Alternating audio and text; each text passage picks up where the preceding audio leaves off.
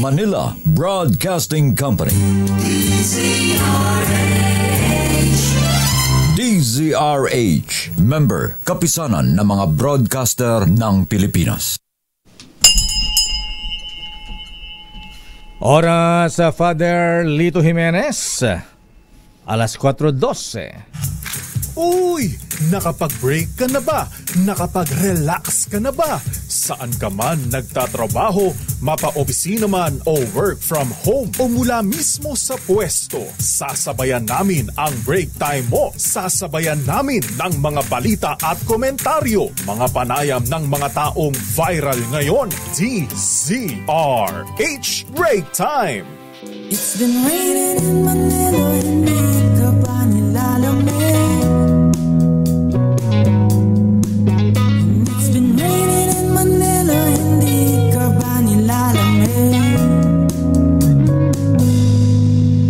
But if it's raining in Manila, hindi kita maririnig. So I'll be waiting in Manila. Isang maulang hapon, Pilipinas. Kumusta po kayo? Maulan ba? Maulan talaga. Ako po si Deo Macalma. Basang-basa lakay ang kapaligiran. Ako po si Thea Petro Carpuz. At narito ang headlines ng ating mga balita ngayong araw ng Biyernes. Tanggalit sa Friday at rest ng buwan ng Oktubre. Sa ating mga headlines, bagyong Paulo bahagyang humina habang nasa Northern Luzon. Pero public storm signal number 4 nakatas pa rin sa siyam na lugar. Red alert status nakataas sa Northern at Central Luzon, epekto ng bagyong Paulo. 16 na domestic flights kanselado, mga pantalan bantay sarado. Cebu at Makaratig probinsya patuloy na niyayanig matapos ang magnitude 6.9 lindol. Halos 4,000 aftershocks na italanan ng Phivolcs.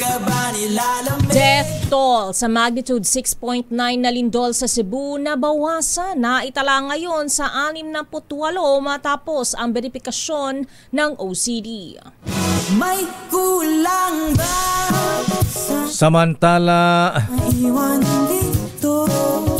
mga biktima ng lindol sa Cebu at karatig lugar tiniyak na zero billing sa ospital ayon naman sa Department of Health. Pinsala sa infrastruktura ng magnitude 6.9 na lindol sa Cebu pumalo sa higit 3 bilyong piso ayon sa LGU. At debate naman sa plenaryo ng 2026 National Budget. Tinapos na ng Kamara de Representantes hanggang lampas hating gabi. Elizalde Co tuluyan ng binura sa role of members ng Kamara de Representantes. Hindi na tinatawag sa attendance. Presyo ng diesel at kerosene namumurong tumaas na naman sa susunod na linggo. Pero ang gasolina meron daw katiting na rollback. Daang-daang kabahayan sa Davao City na abo sa 2 oras na sunog kagabi. At ngayon sa detalye na ating mga balita, unahin natin ang kalagayan ng bagyong si Paulo. Bahagyang humina ang bagyong Paulo habang binabagtas ito ang bulbunduking bahagi ng Northern Luzon. Una nang naglandfall ang bagyo sa Dinapigi, Isabela pasado alas 9 kaninang umaga. Sa ngayon ay taglay ng bagyong Paulo ang lakas ng hangin na abot sa 120 kph malapit sa gitna at may gustiness o bugso ng hangin na aabot naman ng 200 kilometers per hour. Wow, lupit. Habang kumikilos pa kanluran, hilagang kanluran sa bilis na 30 kilometers per hour. Dahil dito nakataas naman ang signal number 4 sa siyam na lugar sa Northern Luzon, kabilang na ang southwestern portion ng Isabela, northwestern portion ng Quirino, northern portion ng Nueva Vizcaya, Mountain Province, Ifugao, southern portion of Abra, northern portion ng Benguet, southern portion ng Ilocos Sur. northern portion ng La Union. At signal number 3 nakataas naman sa northern at central portion ng Aurora at iba pang bahagi ng Isabela at Quirino at central portion ng Nueva Vizcaya.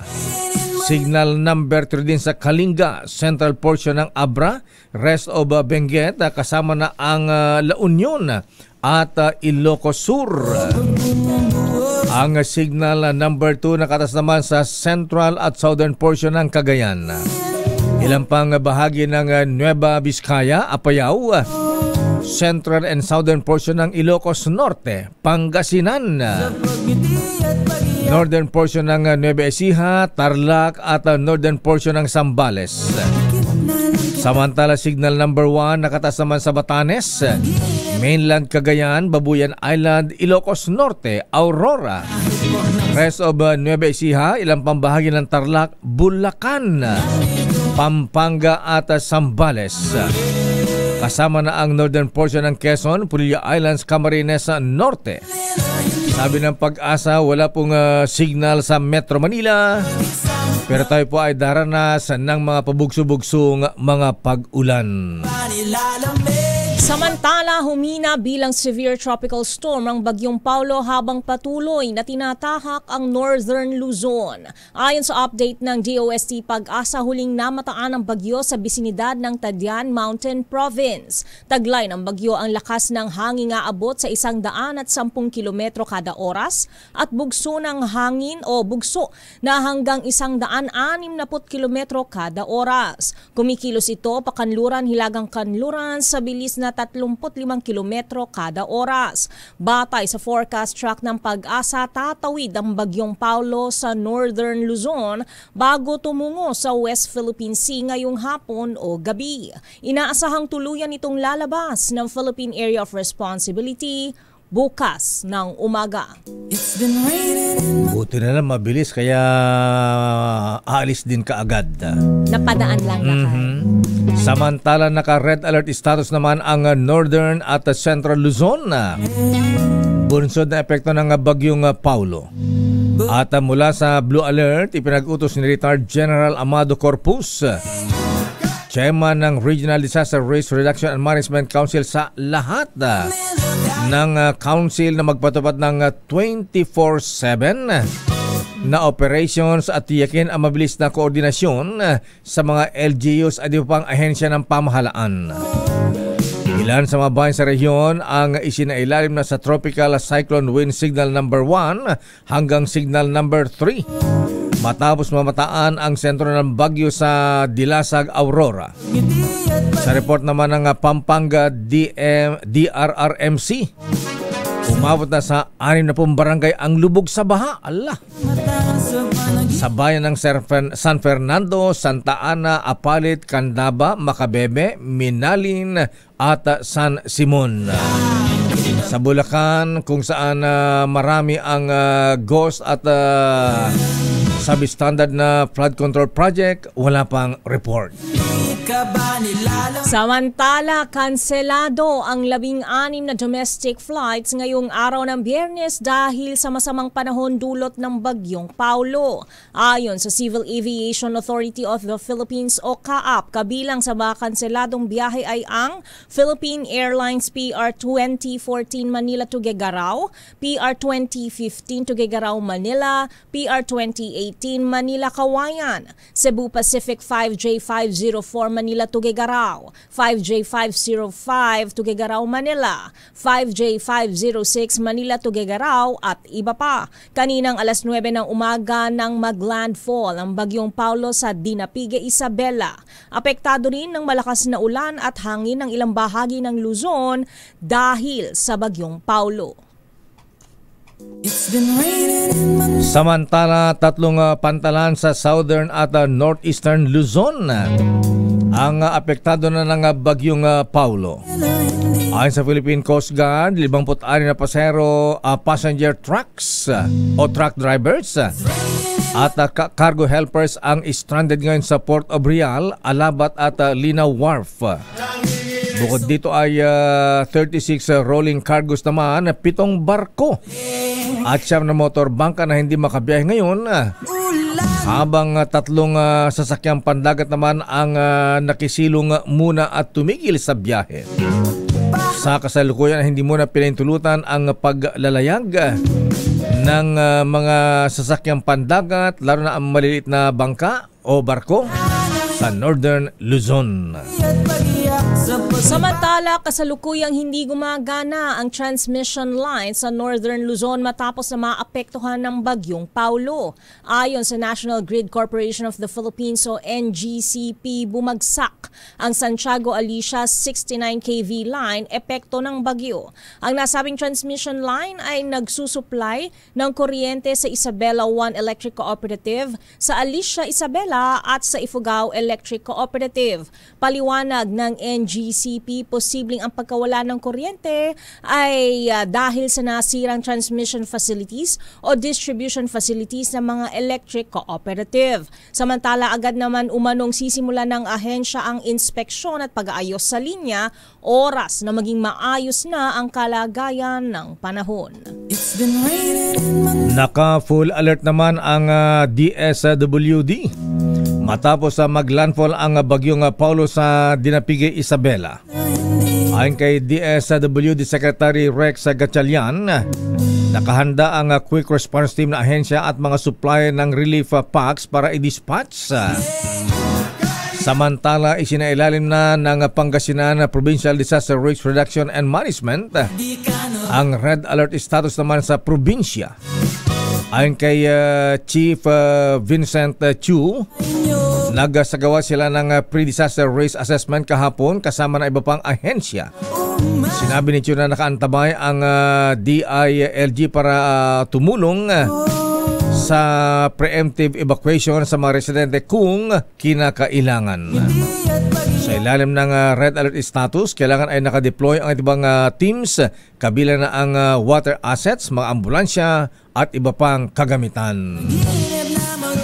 Samantala, itinaas ng Department of Health ang Code White Alert bilang paghahanda sa epekto ng bagyong Paulo. Sa abiso ng DOH, naka-Code White Alert na ang kanilang central office sa pagpasok pa lamang ng Oktubre bago pa ang tinatayang pagtama sa kalupaan ng bagyo. Sa ilalim ng status o ng alert status, nakaantabay ang DOH Operations Center na may sapat na supply ng gamot, kagamitang medikal at health emergency response teams para agad na rumisponde sa mga maapektuhang rehiyon. Habang naka-standby din ang National Emergency Hotline 911 at iba pang lokal na emergency hotlines upang matiyak ang mabilis na tugon sa oras ng sakuna.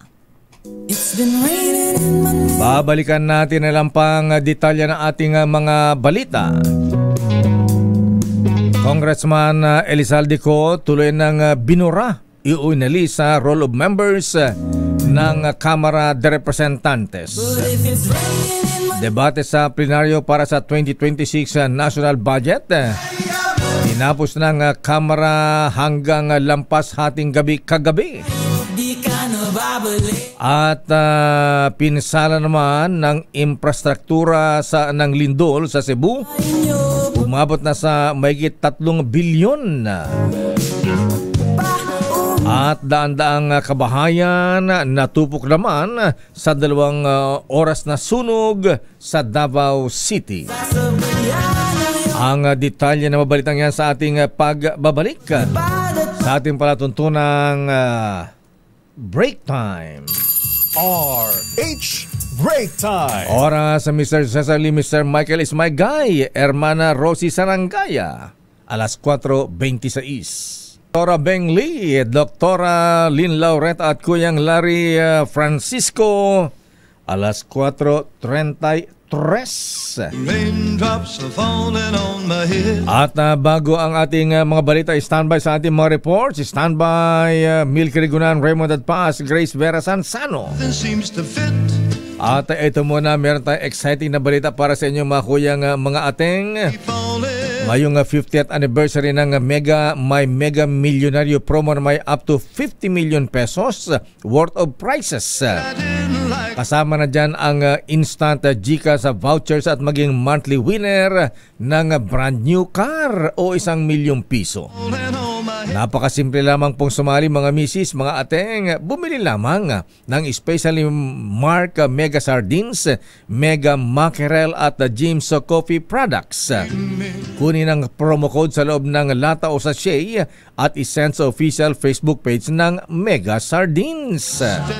At paalala po mga ka-DCRH, itago ang sachet o takip ng lata na may promo code dahil kailangan ito para maklaim ang major prize kung sakaling kayo ay manalo. Katulad ng dalawa nating winners na si Daisy Sobrebega ng Iloilo, nanalo na siya ng Toyota Race, at si Nur Aini Saharani Usni ng Zamboanga City, nanalo naman ng limpak-limpak na 1 milyon. Ako po si Deo Makalma, nagsasabing sali na sa Mega Milyonaryo Promo. Malay nyo kaya na ang manalo ng 1 milyon o kaya ay kotseng Toyota Race. Samantala sa ating mga balita, ibinabana ng nilinaw ng National Disaster Risk Reduction and Management Council na 68 lamang ang kanilang naitalang bilang ng mga namatay at hindi 72 batay sa mga naunang report. Ayon kay OCD Deputy Spokesperson Diego Mariano, ang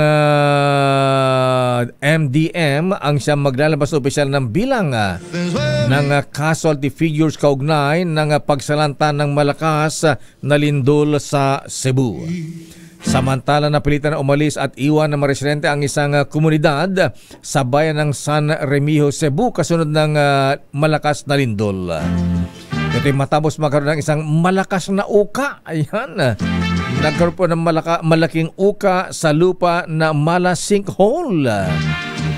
Ayon sa report, natuklasan ng bitak sa isang bakanteng lote malapit sa mga kabahayan sa Purok Siniguela sa Barangay Poblasyon kung saan isang motorsiklo ang nahulog at ilang residente ang muntik na ring maaksidente. Samantala, ang Feebolgs ay nakapagtala naman ng mahigit na 4,000 aftershocks hanggang kaninang umaga. At sa kabilang dako ay nagpaabot naman ng pakiramay ang Google. Ang American technology company na Google sa mga biktima ng lindol sa Cebu. Bilang simbolo ng kanilang suporta, inilagay ng Google sa homepage ng kanilang search engine ng isang itim na ribbon. Kalaki pa ang mensahe ng pakikiisa para sa mga naapektuhan ng lindol. At ang sabi ay, "Our hearts are with those affected by the Cebu earthquake." Samantala, pumalo na sa 3 bilyong piso ang halaga ng iniwang pinsala sa infrastruktura ng magnitude 6.9 na lindol sa Cebu. Sa assessment ng mga lokal na pamahalaan, kabilang sa mga nawasak ang mga kalsada, tulay, kabahayan at mga simbahan. Inaasahan namang tataas pa ang nasabing bilang sakaling matapos na ang assessment ng Department of Public Works and Highways at Office of Civil Defense. Samantala, hindi pa tiyak kung gaano kalawak ang pinsala sa sektor ng agrikultura. Standby, Grace Vera Sansano, Raymond at Paa sa Milky Rigunan. Opisyal nang inalis sa roll of members ng mababang kapulungan si dating Ako Bicol Party List Representative Elizalde Saldico. Matapos formal na isumite ang kanyang pagre-resign bilang kongresista. Pinahayag sa plenaryo ni House Assistant Majority Leader Belia Swansing ng Sultan Kudarat na natanggap na nila ang resignation letter ni Congressman Ko pasado hating gabi noong October 3. Kasunod nito ay inatasan ni House Deputy Speaker Janeta Garin ng Iloilo na tanggalin ang pangalan ni Congressman Ko sa listahan ng mga kasapi ng Kamara bilang bahagi ng formal na proseso. Gandang paliwanag ni na Congresswoman Swansing at Congresswoman Garin. For information of the body, we are in receipt of a letter from Representative Elizalde Esco of Ako Bicol Party List informing the House of his resignation as a member of the House of Representatives. In view of the resignation of Representative Elizalde Esco, the Secretary General is hereby directed to drop Representative Co from the roll of members of the House of Representatives. So, sa iba pang balita, natapos na ng Kamara ang sponsorship at plenary deliberation sa panukalang pondo ng iba't ibang government agency sa ilalim ng House Bill 4058 o ang 2026 General Appropriations Bill. Ayon kay Nueva Ecija Representative Micaela Swansing, 6.773 trilyong piso ang panukalang budget para sa fiscal year 2026. Pasado alas 12 kaninang madaling araw nang i-terminate ang deliberasyon kung saan huling sumalang ang lump sum funds. Sinasabi rin ni Swansing, chair ng House Committee on Appropriations, na prioridad ng 2026 budget ang edukasyon, agrikultura, trabaho at kabuhayan. Nagsimula noong Setyembre 22 ang deliberasyon para sa mga budget proposal ng iba't ibang ahensya ng gobyerno habang itinakda sa October 10 ang period of amendments. Target ng Kamara na maipasa sa ikatlo at huling pagbasa sa October 13 ang 2026 General Appropriations Bill. Narito si Swansing. For fiscal year 2026, we are proposing a total of 608.89 billion pesos for special purpose funds, or SPF. This represents 8.97% of the 6.79 trillion pesos total expenditure program.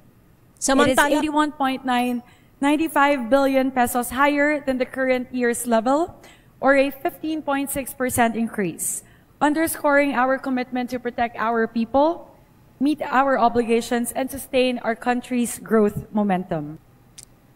Samantala, tiniyak ni House Speaker Faustino Bogie D. III na ang bawat sentimo sa paglalaan ng pondo ay mapupunta sa mga programa ng gobyerno. Samantala, alamin natin na update kaugnay sa pagsalanta ng bagyong Paulo sa Northern at Central Luzon. Alamin natin ang report mula kay Grace Vera Sansano kaugnay sa epekto ng bagyo lalo sa Baler Aurora kung saan naglandfall. Arrest number 25, Grace Vera Sansano, please come in. Gracia. Yes, Lakay Deo, unti-unti nang nagbabalikan ang mga residenteng nasa mga evacuation center, lalo na yung mga nasa bahagi nga ng Dicadi area na tinatawag na Northern Municipality sa lalawigan ng Aurora. Ito ang mga bayan ng Dilasag, Kasiguran at Dinalungan na malapit lamang sa tinamaan ng bagyong si Paulo ang dinapige sa lalawigan ng Isabela. Sa ngayon, ayon sa MDRMO Kasiguran at ayon na rin kay Kasiguran Mayor Roy Soriano, ay unti-unti nang bumabalik sa kanilang mga tahanan ang mga residente mula sa 11 barangay na naapektuhan ng matinding pagbayo ng bagyong si Paulo. Ang matinding ininda rin ng mga residente rito dahil nga sa napakalakas na hindi nila inaasahang ganong katindi ang lakas ng bagyong tatama kanina ay ang pagbuhos naman ng ulan.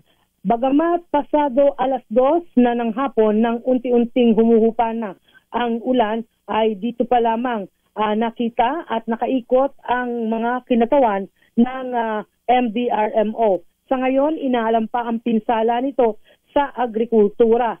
Bagamat sinasabing nasa 13% na lamang ang nalalabi ng mga hindi pa naaaning palay o may katumbas itong kumulang sa 300 ektarya ng taniman ng palay. Ang ngayon ay tinamaan din ng mga pagtaas ng tubig o baha. Isa sa mga unti-unti nang humuhupa rin na tubig ngayon ay yung lansangan na nag-uugnay naman sa bayan ng Kasiguran to Dilasag. May portion sa National Highway ang umabot ang tubig hanggang tuhod. At ito ngayon ay binabalaan pa rin ang mga motorista na kinakailangan mag-ingat. Bagamat nakadeploy pa rin ang mga heavy equipments ng Department of Public Works and Highway, ayon sa District Engineer ng DPWH na si Engineer Eric Andal, ay handa pa rin silang umalalay at hindi sila mananatili sila sa kanilang mga post o area of post para nga maalalayan yung mga maglalakbay sakaling masiraan, lalo pat nagbabala pa rin ang pag-asa na posibleng magkaroon ng mga pagguho ng lupa dahil sa maghapon at magdamag kagabi na umuulan sa bahagi ng Sierra Madre Mountains dito sa Aurora. Yan ang ating update. Ito si RH25, Grace Vera Sanzano. Una sa Pilipinas, una sa Pilipino. Maraming salamat, Grace. Samantala, alamin natin ang pinakahuling pangyayari dyan sa Bataan na nakararanas ng pag-ulan at pagbaha dulot pa rin ng trough ng Bagyong Paulo. Idatay mo ang balita, RH37. Danny Kumilang. Danny? Dahil sa patuloy na nararanasang pagbuhos ng ulan sa Bataan ng Bagyong Paulo, lubog na sa baha ang ilang barangay dito sa Bataan, partikular ang bayan ng Maribeles na ang iba ay hanggang 20 at lampas tuhod. Ang mga barangay na lubog sa baha dito ay ang Barangay Balon, Ricarte, Vista Grande at San Isidro. Ito'y passable sa mga tricycle na nagsimulang bahain ang mga nabanggit na lugar simula ng alas 10 ng umaga. Ayon ito sa post ng Maribeles Public Safety Office, PCSO. Sinabi ng ilang residente sa lugar, ang tubig ba ay nagbula ito sa mga nakapaligid na kabundukan sa bayan ng Maribeles. Kaya naman pagbagsak sa mababang lugar o pag-agos, ito ang sanhi, baha. Samantalang sa bayan ng Hermosa, gaya ng dati, lubog din sa baha ang mga mabababang lugar, partikular yung mga nakatira sa tabing ilog, mga lugar na walang pag-aagusan ng tubig ulan. Ganon din sa bayan ng Abukay na mga nakatira sa tabing ilog, ang ilan dito ay lubog din sa baha. Patuloy naman ang pagmamonitor ng PNP, LGU, PDRRMO sa mga lugar na apektado. Nananawagan naman ang mayor ng Limay na si Mayor Richie David kung sakaling pwede nang lumikas ang mga nakatira sa mga apektadong lugar ay magsilikas na para naman hindi mahirapan at malagay sa panganib ang mga rescuer.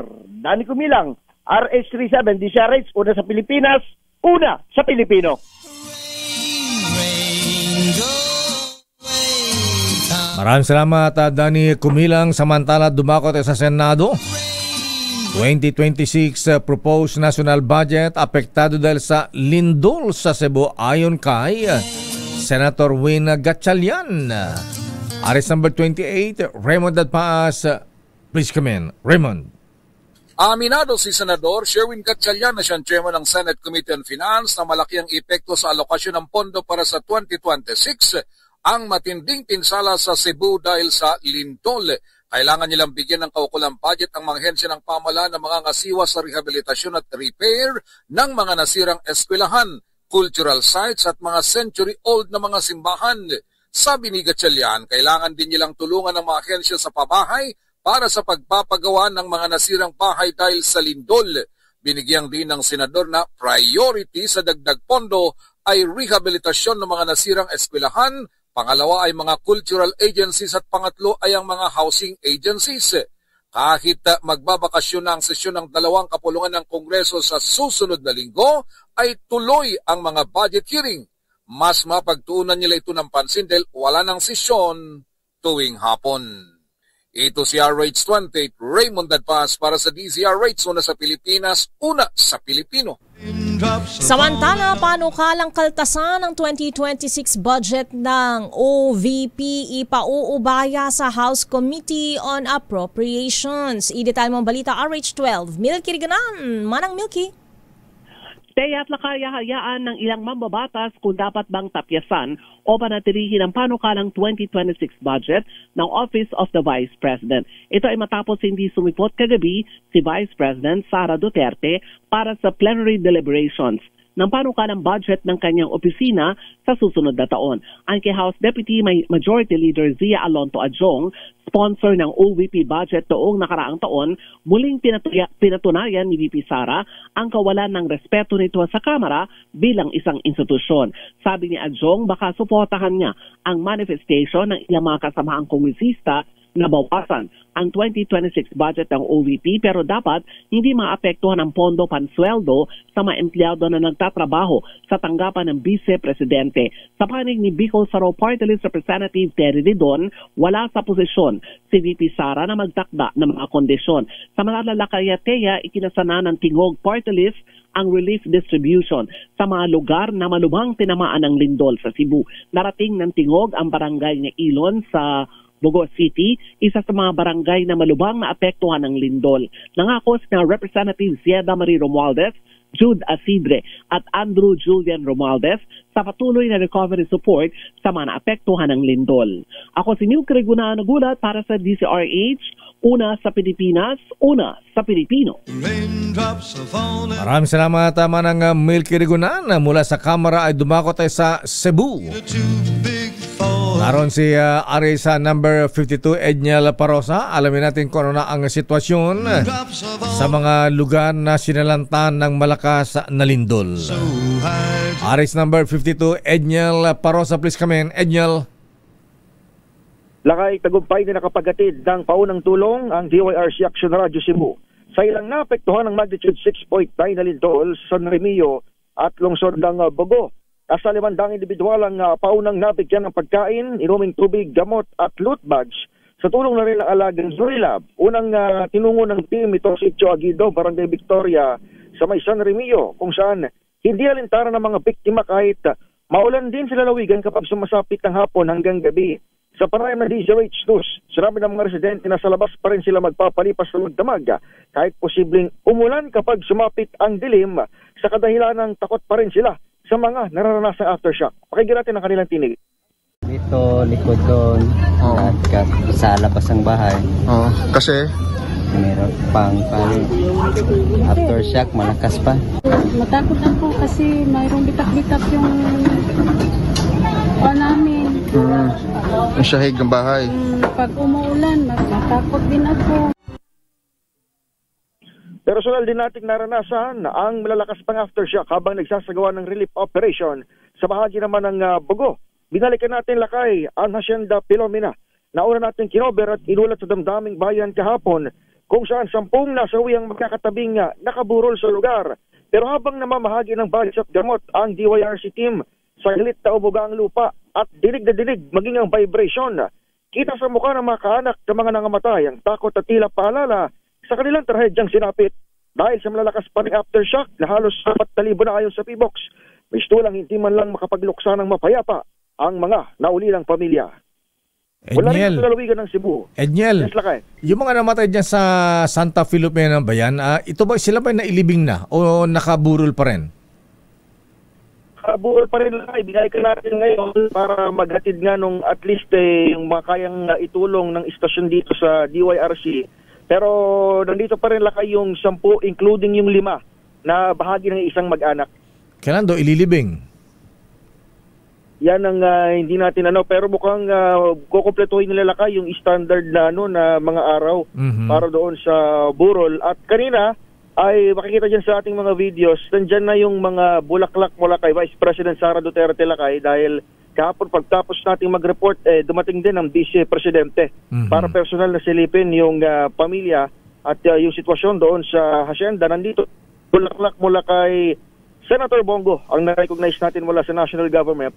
Habang yung mga lokal na opisyal, kanina may nakasabay rin tayo lakay dito na nagtungo. Pero maliban dyan sa dalawang pangalan sa national government ay ang DSWD of course, sa pangunan ni Secretary Rex Gatchalian ay nakarating na ron sa Hacienda at nakita rin natin yung mga food packs na i-deliver na rin doon sa mga pamilya sa nabanggit na bisinidad. Pero yung sitwasyon lakay ay mukhang tatapusin nila itong regular na buro lakay. Okay, Edniel, sa buong maghapon, ilan ang naitalang naramdaman mong aftershocks at ito ba'y malalakas?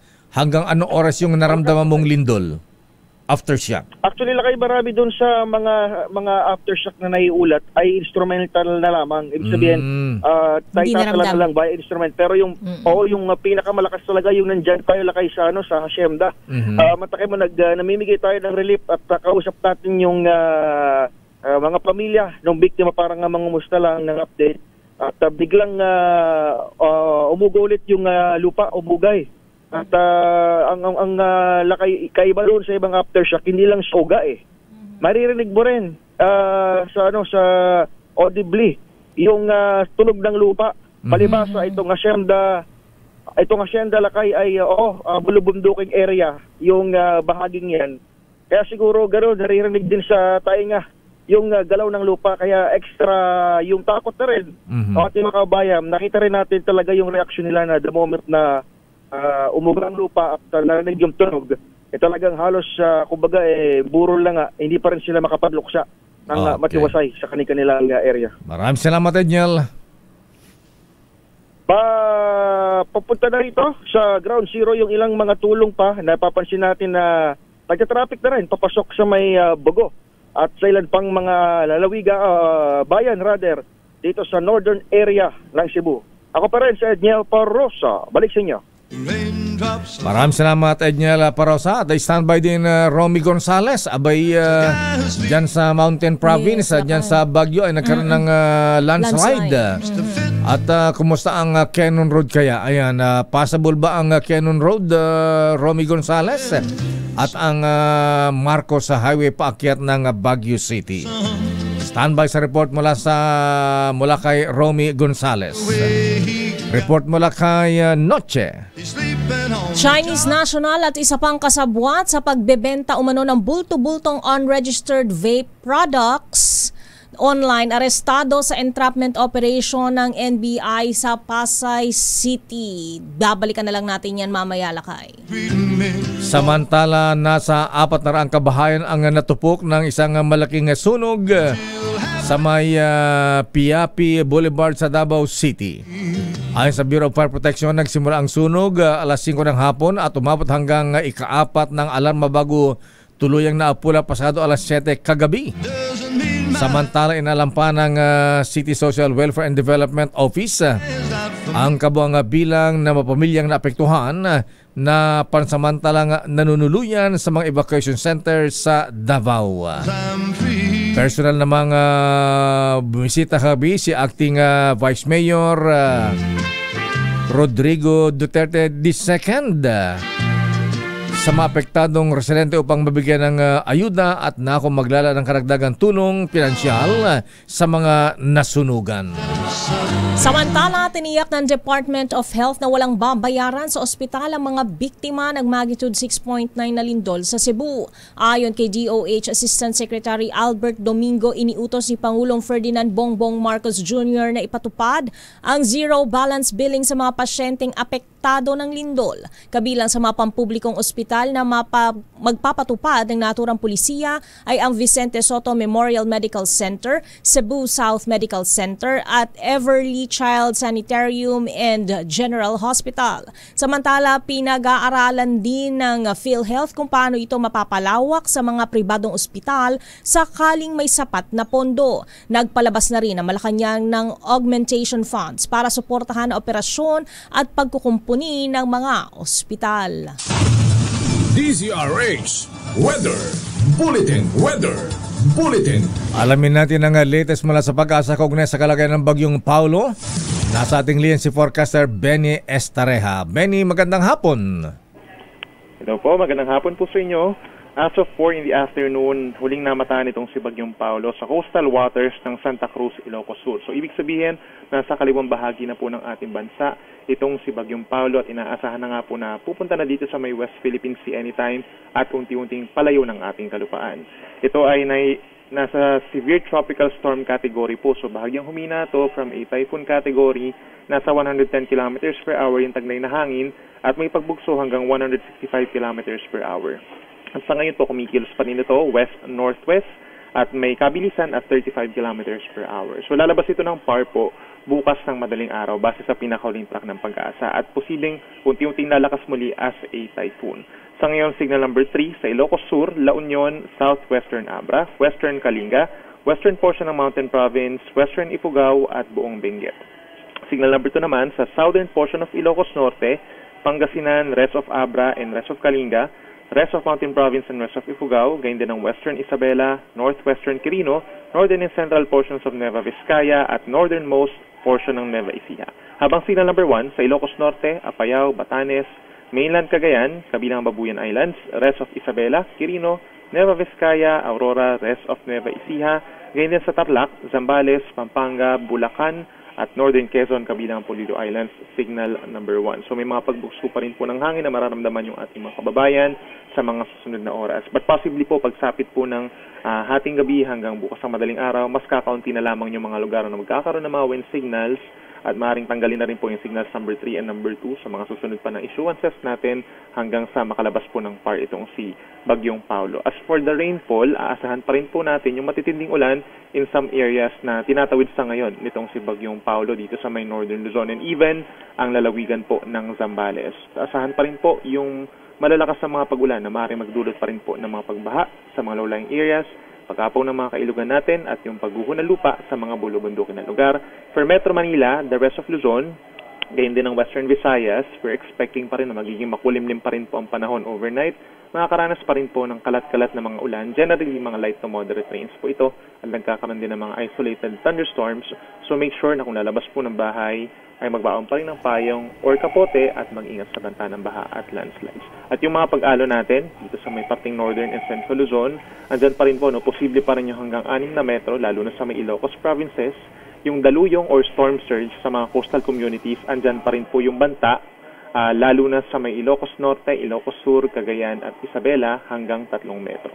Yan mo na latest mula dito. Benny, yes po. Sa Metro Manila, kumusta ang forecast ng panahon bukas? For Metro Manila, actually, balik na po sa normal halos yung weather natin. No? Partly cloudy to cloudy skies. And then we're expecting pa rin na sa umaga medyo kumukulimlim pa. Tapos sa bandang hapon, mataas ang chance ng mga thunderstorms. Okay, maraming salamat, Benny. Thank you. Magandang hapon. So, ngayon po sa Metro Manila, makakas pa rin tayo ng mga kalat-kalat na pag-ulan. At bukas umaga, may mga pag-ulan pa rin at dakong hapon ay baka gumanda na po ang panahon. Pwede nang makapagsampay sa hapon, Lakay. Pwede na magpatuyo ng labada. Balikan natin ang report ni Noche Cacas, Chinese national at isa pang kasabwat sa pagbebenta umano ng bulto-bultong unregistered vape products online, arestado sa entrapment operation ng NBI sa Pasay City. Idetalye mong balita, Noche Cacas. Miss Thea Lakay, arestado sa entrapment operation na isang Chinese national at isa ba pang kasabwata na nagbebenta ng hindi rehistradong produkto ng vape sa lungsod ng Pasay. Sa report ng National Bureau of Investigation, National Capital Region, inilala ang suspect na si Ki Liang at isang kasabwat na si Christian Kalunsag. Nagugat ang operasyon sa impormasyon na may isang pangalang Paulo ang illegal umanong nagbebenta at namamahagi ng mga unregistered vape products sa Metro Manila. Tinukoy na informant si Paulo ay isang Chinese na nagbebenta ng bulto-bultong vape products sa pamamagitan ng internet at cellphone transaction. Dito nahulog sa patibong ng NBI-NCR si Paulo na nakipagkita sa interest na pusher buyer na bumili ng vape sa halagang 1,125,000 pesos. Nagkasundo ang pusher buyer at ang inutusan ni Paulo na kasabwat na si Christian na doon na kukunin ang vape product sa lungsod ng Pasay. Doon naman natuklasan ng isang Paulo na nakatransaksyon ng pusher buyer sa online ay isang Chinese na Ki Liang na ngayon ay naharap sa kasong paglabag sa Republic Act 11900 o ang tinatawag na Vaporized Nicotine Products Regulation and Non-Nicotine.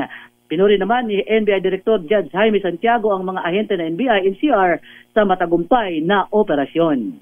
Arit sa 27, Noche Cacas DZRH, una sa Pilipinas, una sa Pilipino. Maraming salamat, muchas gracias, Noche Cacas. Samantala, report mula kay James mula sa balita mula sa Israel.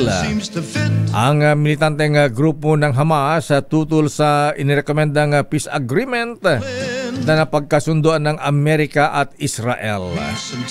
James Galangge sa Italia. James.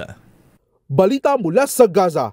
Tinutulan ng isa sa mga lider ng Hamas ang inihaing 20-point US ceasefire plan na kamakailan na pagkasunduan ni US President Donald Trump at Israeli Prime Minister Benjamin Netanyahu sa White House. Sa isang pahayag ni Is Aldin Al-Haddad, isa sa mga lider ng Hamas, inidisenyo raw umunong naturang plano para tuluyan ang pabagsakin ng Hamas, tanggapin man ng grupo o hindi. Kaya naman nila, mas pipiliin na lamang daw nila ipagpatuloy pa ikipaglaban sa Gaza. Habang ayon naman sa huling ulat na tala ng mga hawak na hostage sa Gaza ay pininiwalang 48 pa ang hawak ng Hamas kung saan 20 na lamang dito ang maaring buhay pa. Ito si James Galangge ng DZRH TV, una sa Pilipinas, una sa Pilipino. Maraming salamat, James, at balitang sports sa Miss Thea. PVL Reinforced Conference 2025 magsisimula na sa October 7. Idetalye mo balitang yan, Millie Borja. Millie? Nakatakdang umarangkada ang 2025 Premier Volleyball League Reinforced Conference sa October 7, tampok ang 12 professional teams na may mga import. Ayon kay PVL President Ricky Palu sa kanyang mensahe sa press launch sa Pasig City, inaasahan ang isang mas mahigpit na komperensya. Magsisilbing pagsubok ang conference para sa mga kupunan bago ang kampanya ng Pilipinas sa 2025 Southeast Asian Games sa Thailand. Sa format, hahatiin ang 12 teams sa dalawang pool na may single round robin. Ang top 3 sa bawat pool ay sasalang sa second round laban sa bottom 3 ng kabilang grupo. Susundan ng FIVB system para sa rankings. Matapos ang second round, irere-rank ang 12 teams. Ang bottom 4 ay may eliminate habang ang top 8 ang papasok sa quarterfinals na gagamit ng knockout format. One game, do or die din ang semifinals, bronze match at saka aabante sa grand finals. Nawala na. Anyari. Samantala sa balitang showbiz, Miss Thea. Daniel Padilla tinanggap ang kanyang first ever Outstanding Asian Star Trophy sa 20th Seoul International Drama Awards. Idatay mo ang Break Time Showbiz, Angelica Cosme. Formal lang tinanggap ng aktor na si Daniel Padilla ang kanyang first ever Seoul International Drama Awards trophy sa South Korea. Si DJ kabilang sa listahan ng Outstanding Asian Stars para sa 20th edition ng SDA. Ito ay para sa kanyang mahusay na pag-adapt sa action drama series na Incognito at dahil din sa matinding suporta ng fans sa pamamagitan ng botohan. All smile si Daniel nang rumampa sa red carpet. Habang sa kanyang acceptance speech, bukod sa lahat ng mga bumubuo sa pinagbidahang serye at kanyang mga supporter, syempre, special mention ang kanyang ina na si Carla Estrada na present din sa awards night. I also want to thank my friends and my family for their endless support and unconditional love. Mama, I made it. I love you! Maliban kay DJ, kabilang din sa mga itinanghal na Outstanding Asian Star ay sina Blackpink Jisoo para sa Newtopia, K-drama star Kim Sun-ho para naman sa pinagbidahan nitong The Tyrant, Japanese actor Kentaro Sakaguchi for What Comes After Love, gayon din ang Chinese actor na si Bayu at mga aktres mula Thailand at Malaysia na sina Phil Mahawan at Anna Jobling. Bata putol-putol ang report ng RHTV, walang extra. Maraming salamat, Miss Angelica Cosme. At bago tayo magpaalam, ayan, ayon sa ating business correspondent, Mr. Michael Ismaygay. Magkano lakay? Nagasara ba? Lumalakas ang piso laban sa dolyar. 57 pesos and 87 centavos ang palitan per dollar, Miss Thea. Bumawi? Yes, kahapon 58.08 pa. Ayan. Maraming salamat, Mr. Michael Ismaygay. At batiin pa natin ang happy birthday si Ma'am Lisa Makuha Elizalde. Ayan. Uy, happy birthday, madam. Ang prima ballerina. Ayan. Binabati ng kanyang dating boyfriend. Ang pangalan ay Freddy. Boss Fred J. Elizalde. Happy birthday, Ma'am Lisa. Kasabay niyo pala si Labor Secretary Benny Ninong Laguesma na binabati niya kanyang dating girlfriend na si Tess ang pangalan. At happy birthday din kay Bossing Nards Ablasan ng Toyota Alabang.